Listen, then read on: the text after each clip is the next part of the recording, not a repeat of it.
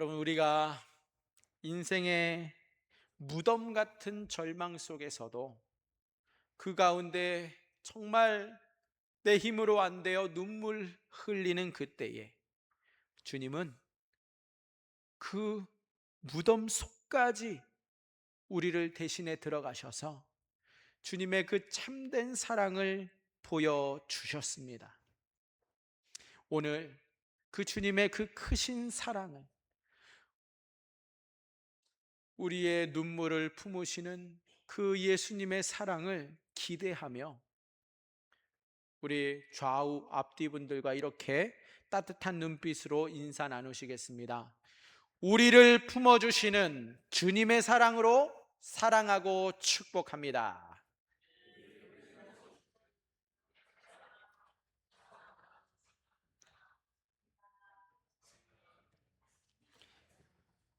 우리를 품어주시는 그 주님의 사랑, 주님이 품어주시면 무덤 속이면 어떻습니까? 주님이 나를 대신해 들어가서 죽으시고 나에게 생명 주시는데 우리는 주님과 함께하면 그곳이 천국인 줄 믿습니다. 그 주님의 사랑으로 오늘 왔을 때랑 나가실 때가 완전히 180도 달라진 기쁨으로 충만하여 돌아가시는 우리 모든 성도님들 되시기를 축복합니다. 남자와 여자가 결혼 정년기에 들어서면 서로의 짝을 찾고 그 짝과 함께 결혼하고 평생을 함께 살기로 서약하면서 결혼식을 올리죠. 뜨겁게 연애하던 시절에 자신들의 그 사랑을 방해하는 모든 자들을 원수와 적으로 여기게 됩니다.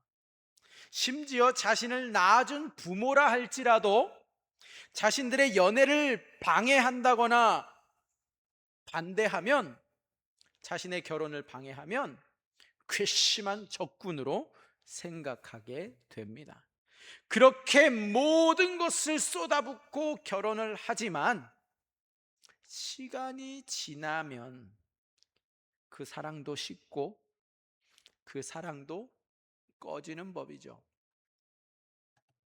뜨겁게 사랑할 때에 흘리는 눈물은 정말 애틋한 사랑의 눈물이고 상대를 위한 눈물이지만, 사랑이 식을 때 흘리는 눈물은 어떻습니까? 분노와 미움의 눈물이고 남을 위해 흘리는 눈물이 아니라 자신을 위해 흘리는 눈물입니다. 이처럼 모든 인간들이 흘리는 눈물은 시간에 따라, 세월에 따라 그 의미가 달라지고 그 대상도 달라집니다.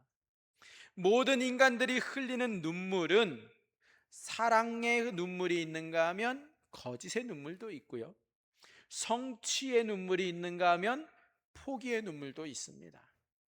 감격의 눈물이 있고 아픔의 눈물도 있습니다. 배신의 눈물도 있고 미움의 눈물도 있습니다. 이처럼 인간은 매우 다양한 눈물들을 상황에 따라서 흘릴 수 있습니다.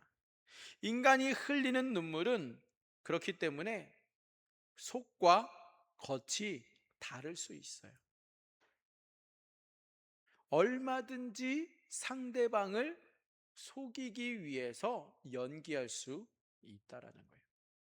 그래서 인생을 살다 보면 눈물을 흘리는 자라고 무작정 믿어주면, 무작정 진실이다라고 생각하면 인생의 큰 낭패를 보기도 하지요. 속은 적 없으세요? 그렇게 뚝뚝 눈물을 흘리는 그 진실성에 믿어 주었다가 배신당하고 낭패당하는 경우가 종종 있습니다. 인생을 살 때에 상대방이 흘리는 그 눈물의 의도, 그 목적을 모른다면 사기당하기 쉽상하고 배신당하기 쉽습니다. 그런 경험 하나씩 다 있으시죠? 인생을 살다 보면 아무리 애절한 눈물도 핵폭탄처럼 누군가를 쓰러뜨릴 수도 있고 누군가의 가정을 파괴할 수도 있는 아주 위험한 살상 무기라고 우리가 인생을 살아가면 살수록 깊이 뼈저리게 깨닫게 됩니다. 오늘 말씀을 보니까 삼손이 수수께끼 내기를 블레셋 친구들 30명과 할 때에 기한을 7일이라고 정했어요. 수수께끼는 반드시 그 7일 안에 풀어야 했습니다. 이 블레셋 사람 30명이 아무리 애쓰고 이리저리 궁리를 다 해보지만 결국에 풀 수 없는 수수께끼라는 사실을 알게 됩니다. 힌트조차 그들에게는 실마리가 풀리지 않는 거예요. 그래서 삼손의 아내에게 은밀히 찾아가서 협박을 하기로 하죠. 만약 수수께끼에서 이 블레셋 청년들이 지게 된다면 너의 집과 너의 아버지 집 모두를 다 불사르고 죽이겠다. 엄청난 협박을 합니다. 이 삼손의 아내가 두려운 거예요. 그 협박을 받는 순간 이리 하지도 저리 하지도 못하는 막다른 골목에 놓여 있죠. 그런데 생명을 잃게 될 것이냐 아니면 파산할 것이냐 저울질해 봤을 때에 차라리 수수께끼에 져서 빚더미 위에 앉는다 할지라도 자신과 자신의 아버지 집이 불사르지 아니하고 죽임을 당하지 않는 살 길을 찾게 됩니다. 이 신혼이라고 하는 그 달콤함에 깊이 빠져 있는 삼손에게 수수께끼의 답변을 알게 해달라고 울면서 애원을 합니다. 이 사랑의 눈물을 흘리는 척하면서 사랑하는 자신에게만이라도 알려달라 거짓의 눈물을 흘리죠. 삼손이 갈등합니다. 자신의 친부모에게조차 절대 알려주지 않았던 이 수수께끼의 답을 나는 말해줄 수 없다 거절을 합니다. 처음에. 그런데 그 거절을 들었다고 해서 물러서질 않아요. 그렇게 하면 할수록 삼손의 아내는 거짓의 눈물을 삼손 앞에서 뚝뚝 흘리면서 알려달라 나를 사랑하지 않는 것 아니냐, 나를 사랑한다면 알려줘야지 왜 아내인 나에게도 안 알려주느냐, 알려달라고 간청의 수준을 넘어서 강요를 반복합니다. 삼손은 말하면 안 되잖아요. 말한다면 위험해진다라는 사실을 압니다. 그러나 그 모든 위험을 다 감수하고 그 수수께끼의 답변을 아내에게 말해줍니다. 아이고 답답하게도 그러면 안 되는데, 여러분들 그러면 안 돼 라고 생각은 하시는데 오늘 말씀해 보니까 삼손이 그 아내의 눈물에 속아 알려주고 말잖아요. 아내가 그 수수께끼의 답변을 아는 순간 어떻게 합니까? 그 자리로 달려가서 자신의 동족에게 그 답변을 가르쳐 줍니다. 기다렸다는 듯이 가서 답변을 알려줍니다. 삼손은 이 수수께끼의 답변을 알려주는 것이 매우 위험하다라는 것을 알았습니다. 삼손은 자신의 아내에게 말하지 않으려고 처음부터 마음을 먹고 있었어요. 그런데 왜 이 자신의 아내가 블레셋 여자인 것을 알면서도 알려주었을까? 머리가 나빠서 그랬을까요? 아니면 삼손이 입이 가벼운 사람이라서 끝까지 지키지 못하고 알려준 겁니까? 아니면 성경은 왜 이렇게 이 부부 사이에서 벌어진, 그냥 표면적으로 보면 너무나도 사소한 일처럼 보이는 이 이야기를 이렇게 상세하게 기록하고 있을까요? 성경에 지면이 남아서 이러한 일을 빈칸 채우려고 기록했어요? 아니잖아요. 그럼 성경은 이 부분을 기록한 이유가 분명히 있을 텐데 왜 이 사건을 기록하고 있는 것일까? 하나님은 천지를 창조하시고 우리 인간의 마음속에 사랑이라고 하는 감정을 많이 풍성하게 부어주셨습니다. 인간은 그래서 하나님을 닮았기 때문에 사랑하기를 좋아하고 또 사랑받기를 좋아하는 존재로 창조되었어요. 하나님은 이처럼 사랑이 많은 분이십니다. 하나님께서 인간을 창조할 때에 그 사랑의 감정을 엄청나게 부어주셨습니다. 그래서 서로 사랑하는 존재가 바로 인간이에요. 첫 인간의 그 사랑에는 거짓이라고 하는 사랑의 눈물이 없습니다. 첫 인간의 사랑은 서로를 배신한다거나 또는 배신당해서 슬퍼하는 눈물이 아니었어요. 하나님께서 창조하신 그 처음 인간들은 죽음도 없고 질병도 없고 슬픔의 눈물도 없도록 창조하셨기 때문에 이러한 거짓된 눈물이 없습니다. 그러나 어느 날 인간의 마음속에 하나님을 사랑하기보다는 자기 자신을 더 사랑하고 싶어서 하나님의 뜻과 하나님의 계명을 거부하고 하나님보다 자기 자신을 더 사랑하게 되는 죄악이 들어옵니다. 인간의 죄가 무엇이냐? 하나님보다 자기 자신을 더 사랑한 죄입니다. 이 죄악이 들어오고 난 후에 인간의 마음속에 하나님이 없어지기 시작하죠. 타락한 인간들은 자신들을 위해서 남을 속이고 서로 거짓의 눈물을 흘려가면서 서로 배신을 밥 먹듯이 하게 됩니다. 이제 인간들은 하나님을 더 이상 사랑하지 아니할 때에 그 인간의 내면의 순수한 사랑은 없어지고 자신이 살기 위해서 남을 죽이기까지 하는 거짓된 사랑으로 바뀌게 됩니다. 자신의 이익을 위해서라면 상대를 얼마든지 속이고 얼마든지 거짓된 눈물로 상대를 무너뜨리고 상대를 죽이는 자가 바로 타락한 인간들의 거짓된 사랑의 눈물이라는 사실입니다. 때때로 눈물로 배우자를 속이고 때때로 눈물로 자신의 부모를 속이고 때때로 눈물로 자신을 아끼는 자를 속이는 거짓된 눈물로 상대방의 것을 빼앗고 상대에게 불륜을 저지르고 상대를 죽이는 자가 바로 타락한 인간의 행태입니다.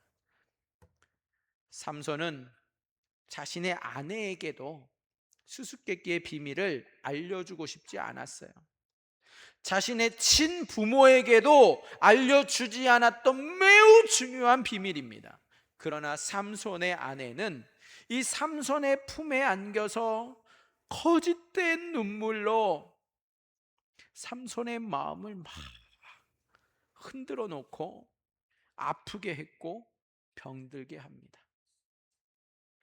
이 거짓된 눈물로 삼손에게 이 수수께끼의 답변을 강요했습니다. 여러 차례 거절했던 삼손이지만 끝내 아내에게 알려주고 말아요. 블레셋 아내에게 정답을 가르쳐 주는 것이 얼마나 위험한지를 잘 알면서도 사랑하기 때문에 알려주었습니다. 그러면 오늘 이 본문은 무엇을 의미하는 걸까요? 왜 성경에서는 이러한 부분까지 상세하게 기록하고 있는 것일까? 이 한 가정의 부부에 대한 이야기가 그냥 지나치고 말 일을 왜 성경은 기록하고 있습니까? 여러분, 사실은 이 본문 말씀은 바로 예수님에 관한 부분입니다. 아니, 여기서 왜 예수님이 갑자기 나와요? 어디 예수님이 나온다라는 거예요? 예수님 아무리 찾아봐도 안 보이는데. 여러분, 성경은 예수님에 대한 이야기입니다. 구약은 앞으로 오실 예수님에 관한 이야기이죠. 삼손은 모든 위험을 알면서도 아내의 눈물을 닦아주기 위해서 모든 것을 알려주었어요. 여러분, 표면적인 부분에만 그치면 여기서 예수님을 볼 수 없어요. 그런데 표면을 통해서 우리에게 전달하고자 하는 그 이면을 바라보아야만 예수님이 보입니다. 삼손은 지금 자신이 이 수수께끼의 답을 알려주면 위험하다는 걸 알지만 그 사랑하는 아내의 눈물을 닦아주기 위해서 모든 것을 알려주었습니다.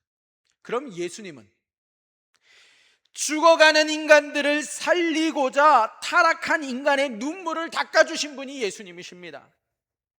인간들은 하나님을 사랑하지 않았습니다. 하나님의 뜻을, 하나님의 계명을 배신했습니다. 하나님을 떠났기 때문에 인간은 자신의 죄로 인해서 죽어가야만 합니다. 이 죽음의 수수께끼를 끝내 풀지 못하고 있고 날마다 죽어가고 있는 존재가 바로 울면서 슬퍼하며 살아가고 있는 인간들이에요.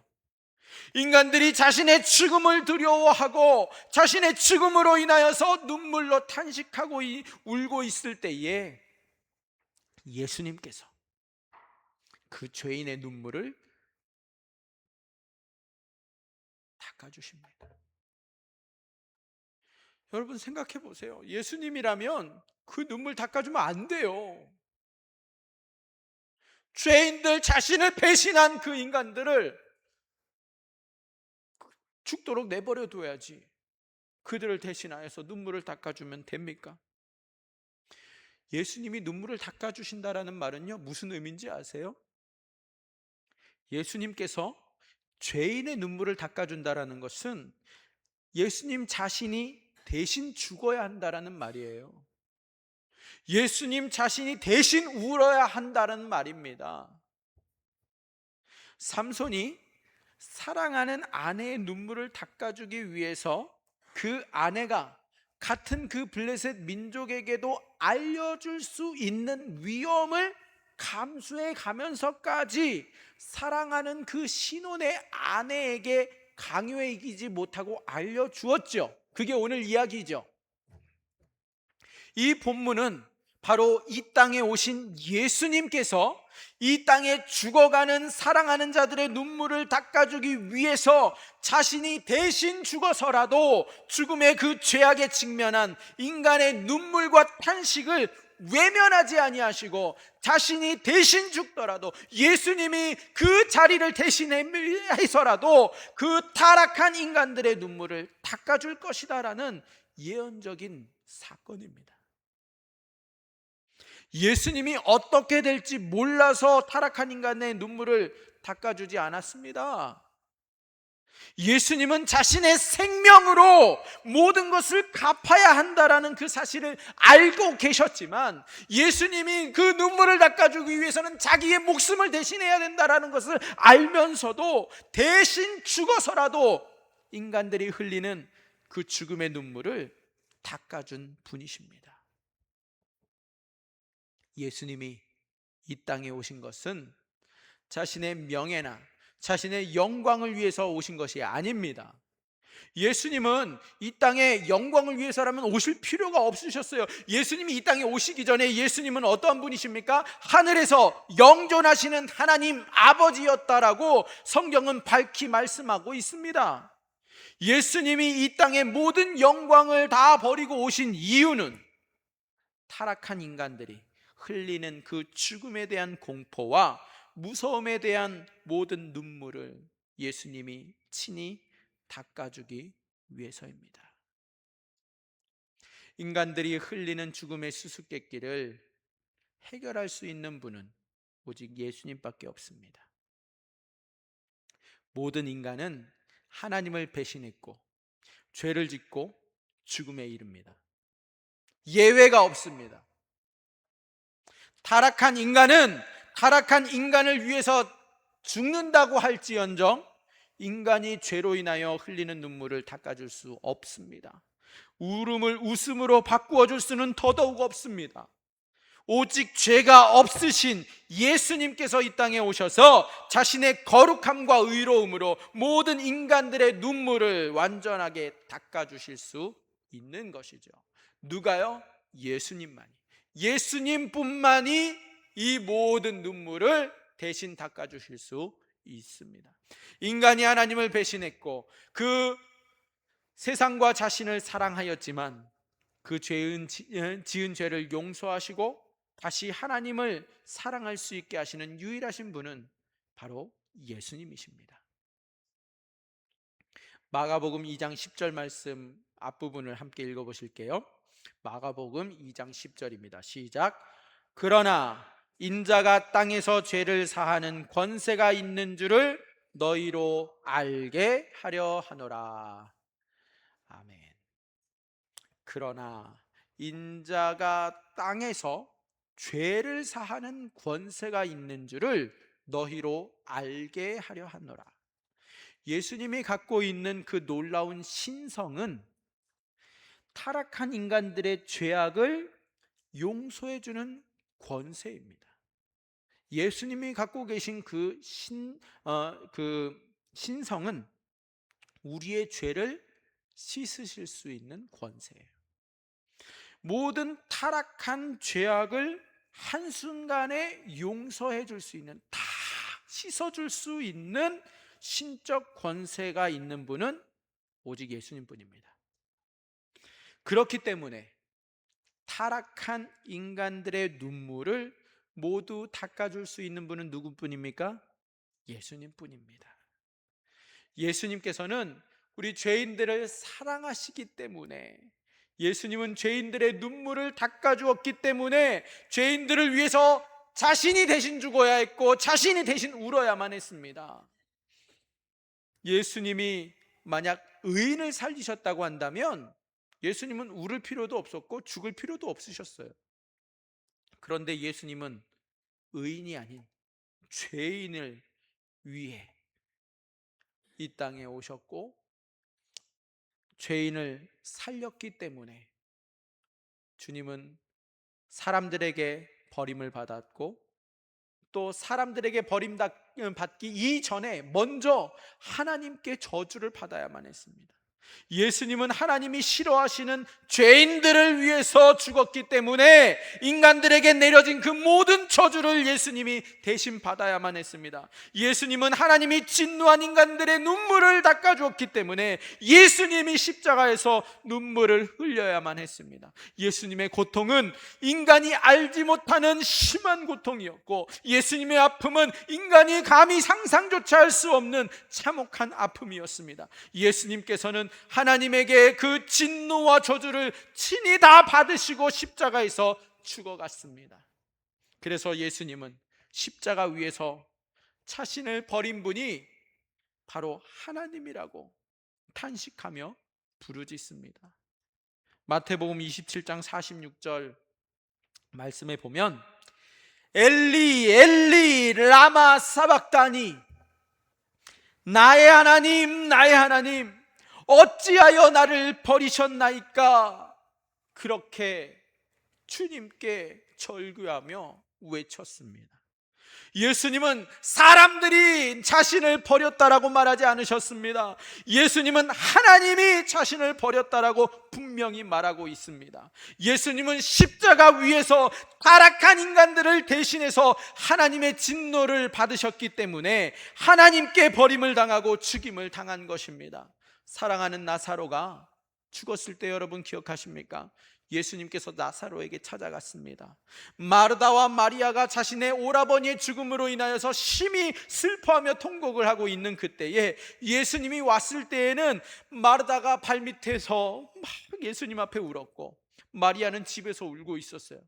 예수님께서 요한복음 11장 33절 말씀에 보면 예수께서 그가 우는 것과 또 함께 온 유대인들이 우는 것을 보시고 심령의 비통히 여기시고 불쌍히 여기사 예수님께서 그 마르다와 마리아가 우는 것을 보시고 심령의 비통이 여기시고 불쌍히 여기셨습니다. 만약에 예수님은 인간들이 죽음 앞에서 비통하게 우는 것을 보시면서 비통히 여기지 아니하시고 그냥 지나가셨더라면, 그냥 외면하셨다고 한다면 예수님은 굳이 십자가를 지실 필요도, 예수님은 고통스럽게 죽지 않아도 됩니다.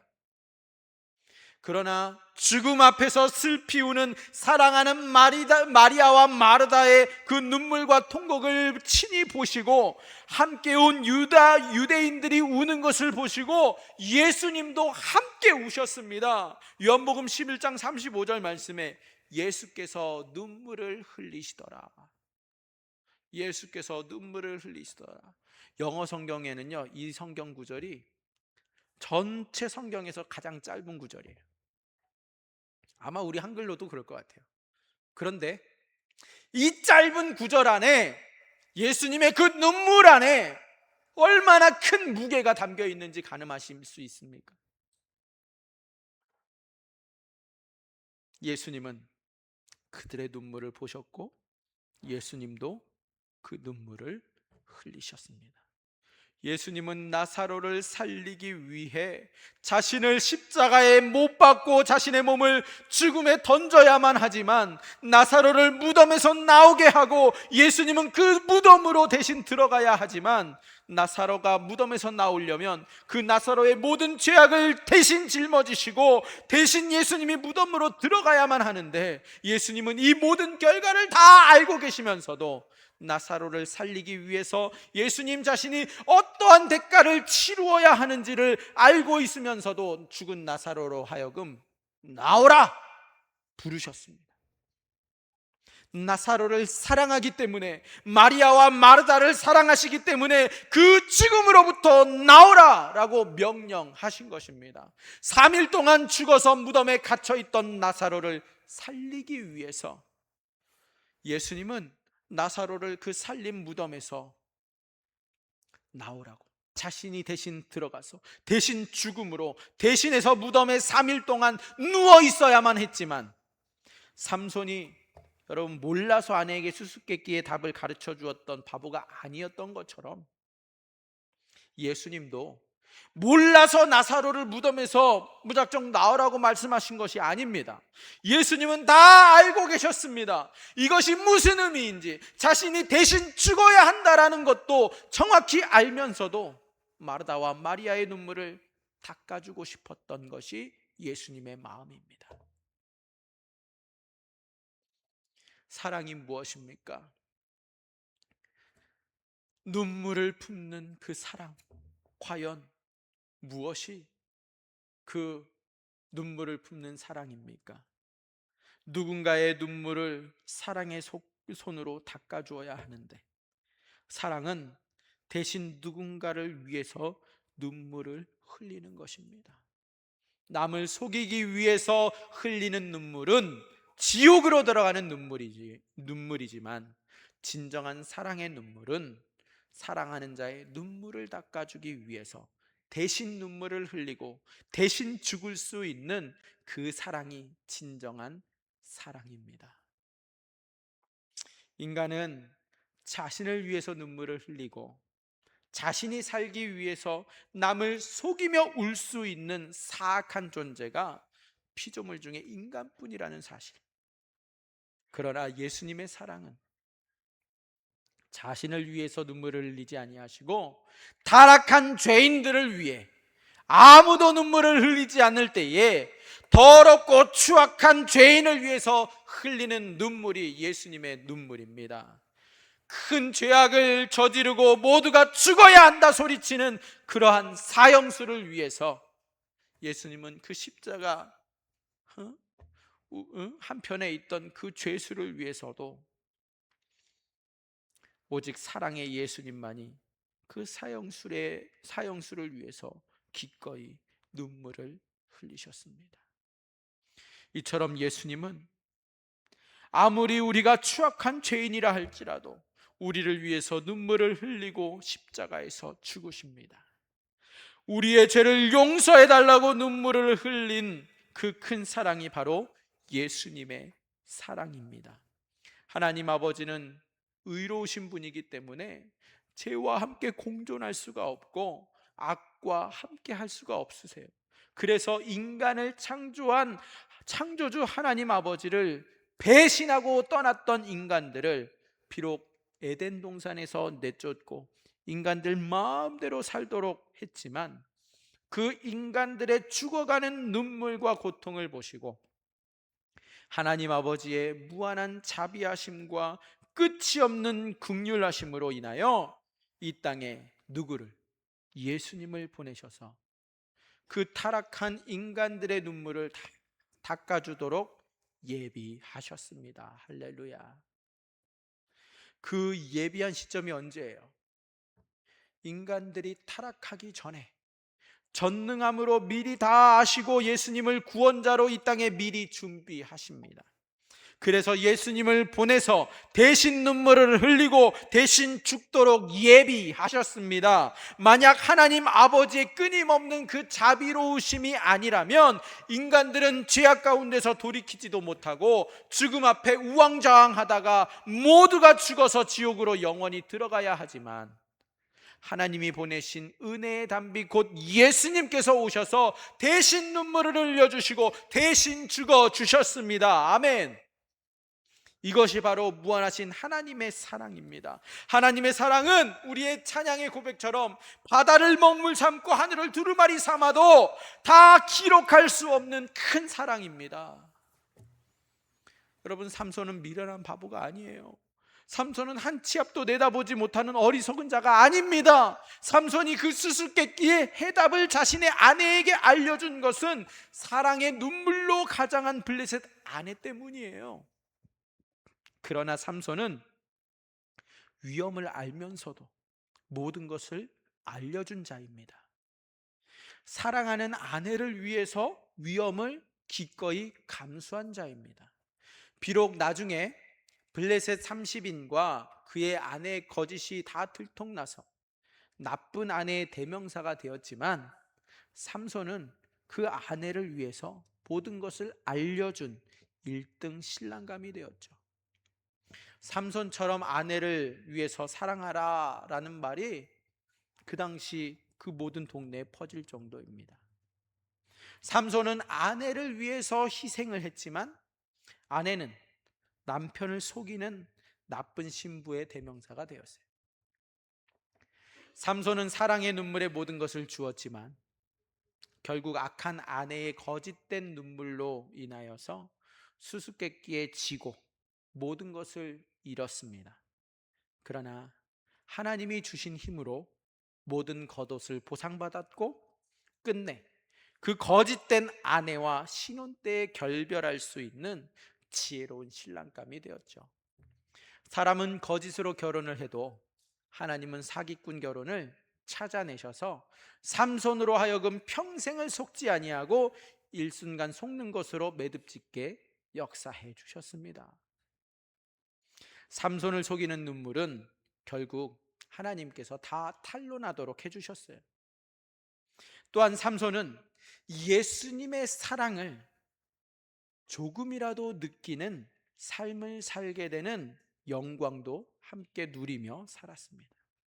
인생을 살다 보면 누군가 자신 앞에서 눈물을 흘리며 애원할 때에 무작정 믿었다가 낭패보기 십상입니다.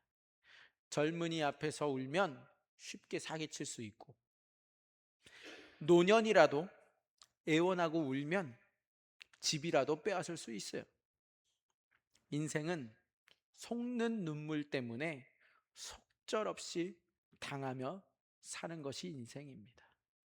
그러나 자신의 생명을 주신 예수님의 사랑으로 나가면, 예수님의 눈물을 알게 되면 그 사랑은 속임없는 진정한 사랑이고 그 사랑은 끝이 없는 영원한 사랑입니다.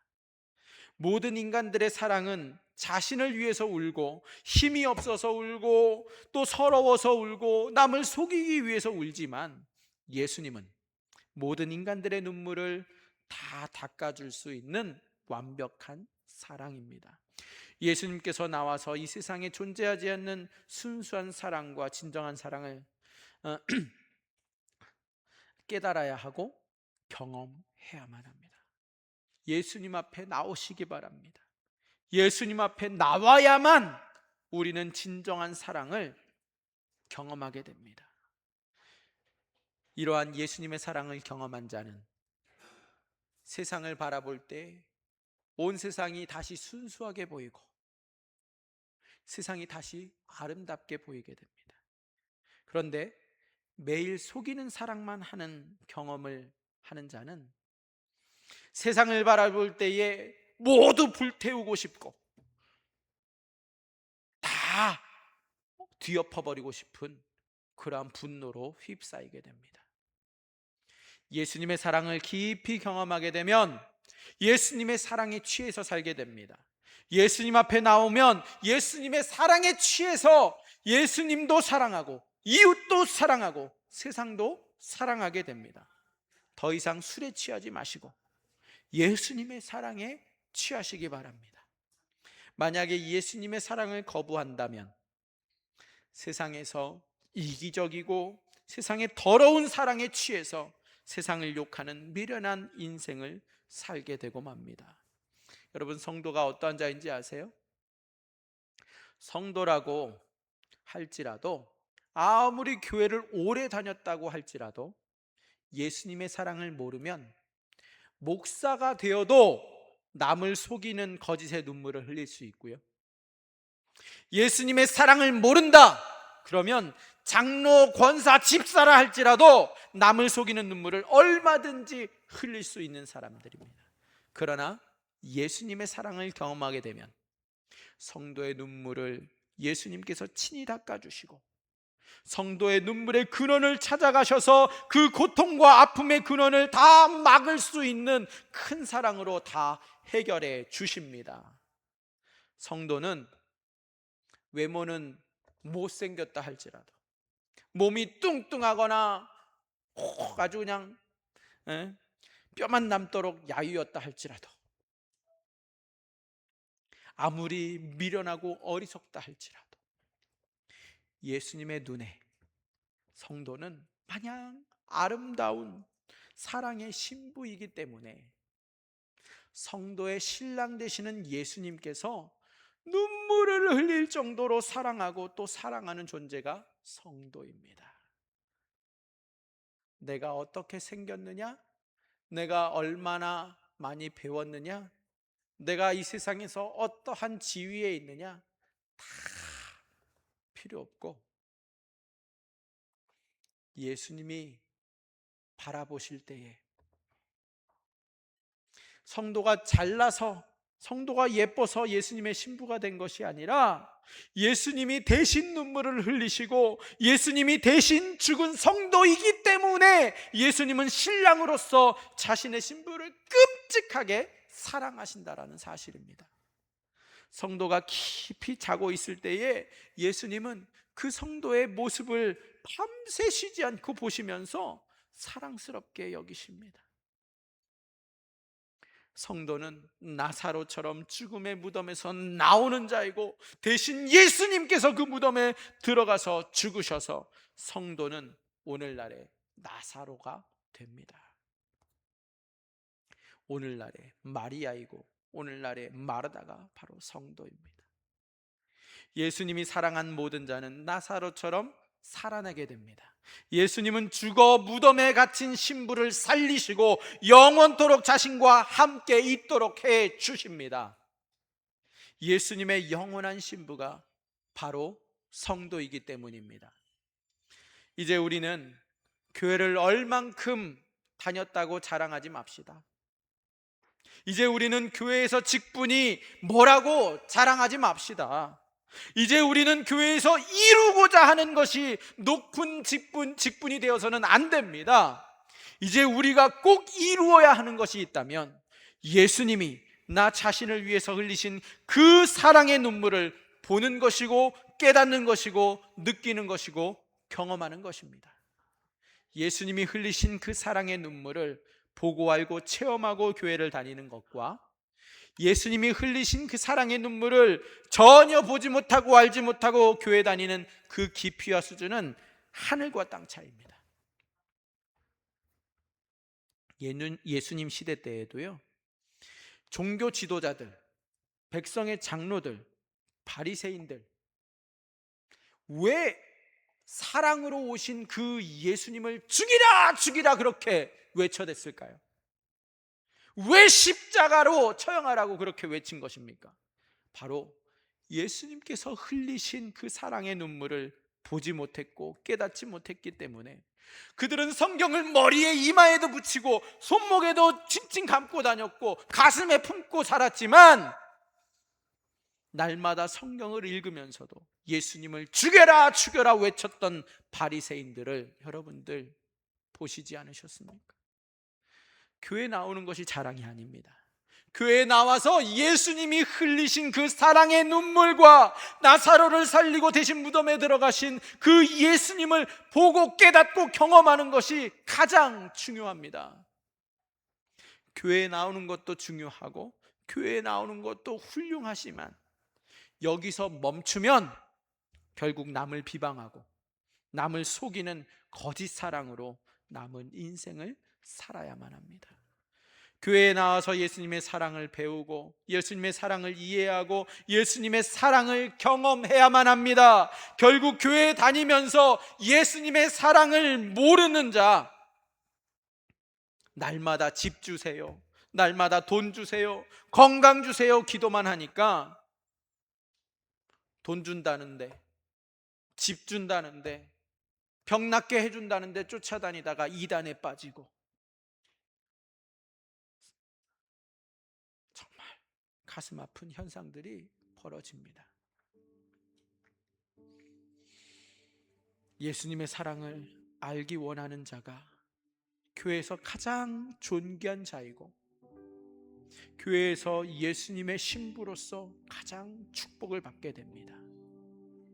예수님께서는 오늘도 자신의 신부들에게 찾아오셔서 모든 아픔과 고통의 눈물을 다 닦아주시고 신랑 되신 예수님께서 항상 동행하며 항상 지켜주며 항상 돌봐주십니다. 절대로 세상이 요동한다 할지라도 신랑 되신 예수님은 위기가 찾아오면 자신의 신부를 더 끌어안고 품어주시는 분이십니다. 함께 걷다가도 인생의 위기가 찾아오면 우리를 업고 달리시는 분이 바로 신랑 되신 예수님이십니다. 예수님께서 우리를 업고 달리시면 아무리 빠른 빛보다도 빠르신 분이 예수님이시기 때문에 그 어떠한 재앙도 우리에게 미치지 않습니다.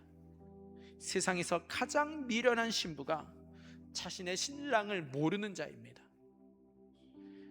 요즘 교회에 신랑 되신 예수님을 모르는 자가 급증하고 있지만, 여러분, 이제 우리는 우리의 참 신랑 되신 예수님을 깊이 알고 경험하기를 소망합니다. 여러분, 그 예수님을 더 알기 원하십니까? 그 예수님을 깊이 경험하기를 원하십니까? 그러기 위해서는 먼저 교회에 나와서 예배 시간에 졸지 말고 말씀을 깊이 새겨 듣고 그 다음에 항상 성경을 보고 들어야 합니다. 성경을 차 안에서도 듣고 전철에서도 듣고 버스 안에서도 듣고 자주 보고 들어야 합니다. 성경은 전체가 예수님에 관한 글입니다. 신구약은 쉬지 않고 신랑으로 오실 예수님, 신랑으로 오신 예수님만 이야기하고 있습니다. 그 신랑이 신부를 얼마나 사랑하는지, 그 예수 신랑이 우리 인간 신부를 어떻게 사랑하시는지, 그 예수 신랑이 우리 인간 신부를 위기에서 어떻게 구원해 주시는지 시대별로, 사건별로, 인물별로 자세하게 기록하고 있는 것이 바로 성경입니다.